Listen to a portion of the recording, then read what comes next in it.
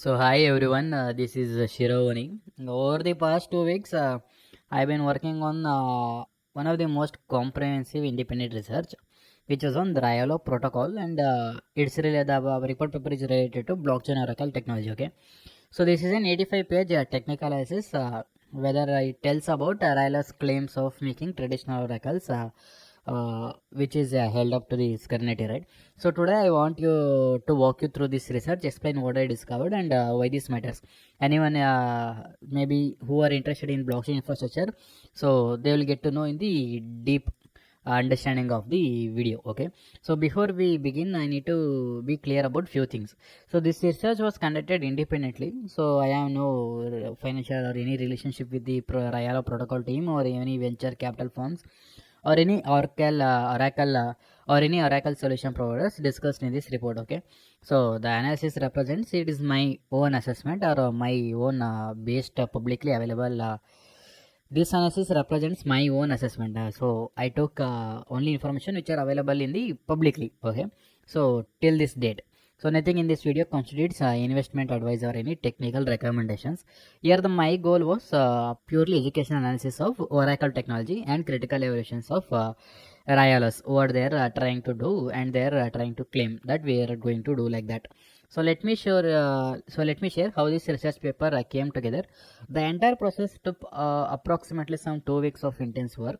So the first week I dedicated entirely to research and data collections, and where I went through some academic papers, report papers, research papers on distributed systems, and even in some mechanics as well. And I even studied documentations on every other major Oracle solutions, which are projects like Chainlink, UMA, API 3, Pyth network, and even a project called Band Protocol. So I analyzed verify security databases, where I was documenting some Oracle exploits and even manipulation attacks that I've been going through every year. And I reviewed the Rialo's 3 published blog posts. I didn't get much information from the Rialo's team or any documentation. So they didn't have any documentation. I need to search only their blog posts, which were only 3. So I took information from the Rialo 3, like what they are going to do and how they are going to claim that the problem that they are going to solve. So on the next 3 days, I involved in like extracting meaningful insights from this massive data collection. So I had to verify like whether they are correct or not, and even I wanted to cross refer with this exploit data from multiple sources as well. And I identified how different Oracle solutions make trade-offs right now. And this phase requires separating marketing language from technical substances and distinguishing like between what systems can claim to do versus like what they are going to actually accomplish. So the final days, like 3 to 4 days, were spent on writing and the actual paper in overleaf, which you can see on the screen. I want to tell that I wrote this entire report myself, not just duplicated or copied from someone else. So the only area where I used artificial intelligence tools was generating diagrams and visualizations. So it was taking some more time, and as you know. Right now, I'm trying to do contribution to the Rialo protocol team. So I needed to make this as fast as possible. So I used latex code for external graphics, like for the internal graphics, and I didn't use any external graphics like Canva or something else. So I used latex code only for these diagrams. Every word of analysis or any technical explanation and even critical assessments, they all came from my research and understanding. So this was important to me because I wanted to be genuine technical analyst rather than automated content generations. Okay, so now let me explain what research actually covers. So the report begins with a fundamental question, like which affects the entire blockchain industry. So right now blockchains cannot natively access external data. So that's what blockchain is, right? Like this sounds like an simple limitation, but like it has enormous consequences. So approximately 90% of potential smart contracts use cases require external data. Suppose like DeFi protocols need price feeds to determine where loans could be liquidated, and when it comes to insurance applications, they need weather data or any flight information to trigger the payouts. When it comes to supply chains applications, they need GPS tracking and even the data of the custom like custom data. And the to access these kind of data directly is which is an innovative called as Oracle problem. Like since 2020, this problem has resulted in over like some $1 or $2 billion in cumulative losses from Oracle exploits from manipulation attacks. So in 2022 alone, like there were 21 major verified exploits that cost around $290 million or something. So these are not theoretical vulnerabilities, but there were actual attacks that drained real funds from real protocols. So my report documents every single one of these exploits with dates, amounts, blockchain platforms, and attack types. The most recent major incident was with the CTS protocol on Sui, which is on Sui blockchain. It happened in some May 2025, where attackers stole almost $123 million through Oracle manipulations. So this tells that Oracle problem remains urgent and it also unsolved despite years of research and development. So the blockchain industry has developed several approaches to address the Oracle problem, and I analyzed 5 major solutions in depth. So Chainlink, which is an also decentralized network with over 1,000 node operators, their major price feed uses 31 independent nodes where they fetch data from multiple sources and aggregate results. So this provides strong security through decentralization, but it costs thousands of dollars monthly just to update only some few minutes. And when it comes to next project, which is called Pyth network, which is different rather than Chainlink, where it uses some pull-based model. So they achieve like 300 to 400 millisecond latency by making them more the fastest Oracle in production. However, users must pay for each price update they pull, and the system is like optimized specifically for financial data rather than general purpose Oracle needs. Okay, so more dependent on the financial data. And another project called Uma Protocol. So they uses an optimistic model, not like an pull based model. So in this, where data is like assumed correct unless disputed. Okay, like this works well for subjective questions that requires like prediction, market outcomes, or human judgments. The trade-offs between these dispute resolutions takes like 48 hours, like which makes it unsuitable for time-sensitive applications. When it comes to API 3, they have first-party providers which run their Oracle nodes, eliminating the middleman and reducing costs like $10 to $100 monthly.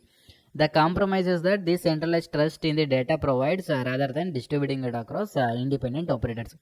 And even another project called Band Protocol, which built an entire separate blockchain called Band Chain, specifically for Oracle operations. So they built something different and unique. This dedicated infrastructure like balanced performance, but it adds another blockchain that users must trust. So what I discovered through this analysis is that these different approaches are not just competing products or they are representing fundamental trade-offs that cannot be avoided. So this brings us to the Oracle Trilemma only. So the Oracle Trilemma, where it states that no Oracle systems can simultaneously optimize decentralization, security, and even scalability in terms of like cost or in speed. So this is not just an observation about the current technology, but it also reflects the information theoretic limitations, which is proven through some academic research. So it is similar to like CAP theorem, which is in distributed systems or even blockchain trilemma, even which was identified by Vitalik Buterin, the founder of Ethereum Foundation. So why did this trade-off exist? So decentralization requires coordination among many independent nodes, like which takes time and costs so much money, right? Speed requires reducing the validation times, so which increases in vulnerability to manipulate. Security requires economic stakes or even redundancy, and which increases the expenses also. These conflicts are like fundamental but not engineering limitations. So I created a detailed analysis showing like exactly why decentralization conflicts with speed, and why decentralization conflicts with cost, and why speed conflicts with the security. So I also examined a particularly interesting challenge. I call it as like a data quality paradox. Like high quality data sources like a Bloomberg's terminal, like which cost some $24,000 annually. So if you require all Oracle nodes to subscribe to such expensive sources, very few entities afford to participate that because it's huge money, and it also destroys the decentralization thing. So if you do not require quality data sources, then nodes will use free low quality alternatives, so which destroys data accuracy also. So each Oracle solution I analyzed makes explicit choices about which properties to prioritize. So Chainlink prioritizes security and decentralization, whereas Pyth prioritizes speed, and EAPI3 prioritizes cost. So each of them focuses on one thing, not entire combining all those three, like security, decentralization, speed, cost, everything. So every project is focused on one thing or two things. So these positions within this trade-off space, like they are not accidental, but they reflects the deliberate design decisions based on target use cases. So they are mostly focused on one product with one or two functions. So this brings us to Rialo Protocol. So this was until this was in introduction and information related to Oracle technology. So right now let's talk about Rialo Protocol. So in September 2024, they announced they got some $20 million seed funding led by Pantera Capital with participation from Coinbase Ventures, even Fabric Ventures and others. So what they claim is that traditional oracles, they observe it through protocol level integrations, like what they call some web calls and native timers. So these native web calls would allow smart contracts to make direct HTTPS requests to external APIs using simple one-line code. Okay. So these are some technical things. Maybe if you know about this, you can understand. These native timers would enable automated time-based executions without external monitoring services.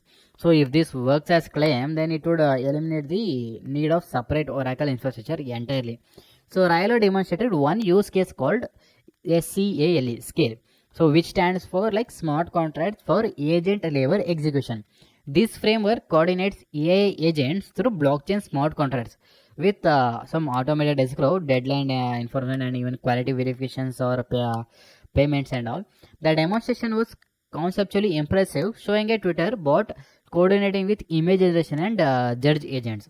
However, here is where my analysis becomes critical is Rial has published only 3 blog posts describing features at a high level. So they have released no formal white paper or any mechanism specifications, and no security models or any incentive documentations, even public testnet or open source code repositories also. The scale term demonstrates demonstration showcase vision but provides no verifiable implementation details. Maybe right now in the starting stage, so I'm hoping they release some documentation so that I can deep dive into their project, so I can understand what they are going to do in detail. So my report identifies the critical unanswered questions that must be addressed before ILO's approach, which can be evaluated properly. So how do validators reach consciousness when external APIs in return in different values to different nodes? So this is one of the fundamental challenge which led every major blockchain to exclude external data access from the base layer functionality.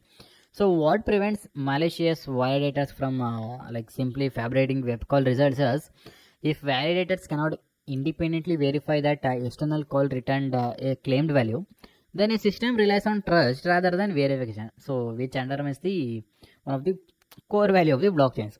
So I examined so I tested possible implementations approaches based on existing research. So Rialo might have all validators fetch external data and aggregate results. So but this multi-price result volumes and even cost by this validator count. So they might use some randomly selected validator subsets, but this introduces trust assumptions. Like they might employ trusted execution environments, but these have known vulnerabilities and even hardware dependencies. They might use maybe an optimistic model with some dispute resolution, but here it adds some latency. So each approach has been explored already before, and each makes a specific trade-offs within the Oracle Trilemma. The comparison with a Chainlink is particularly revealing. Like Chainlink's white paper describes that a vision remarkably similar to Riala's stated goals, including native off-chain connectivity and automated executions. The critical difference is the architectural.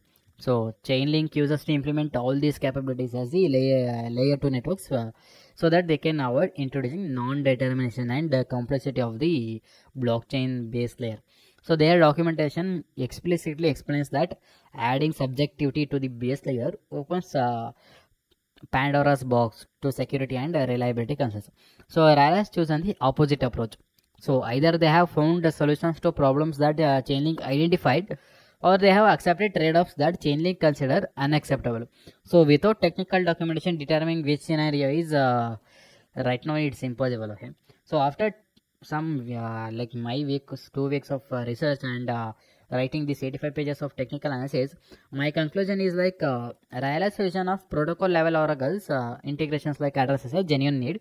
So if the technical challenges can be overcome, native web calls and timers could specifically deploy deployment and improve performances for the use cases.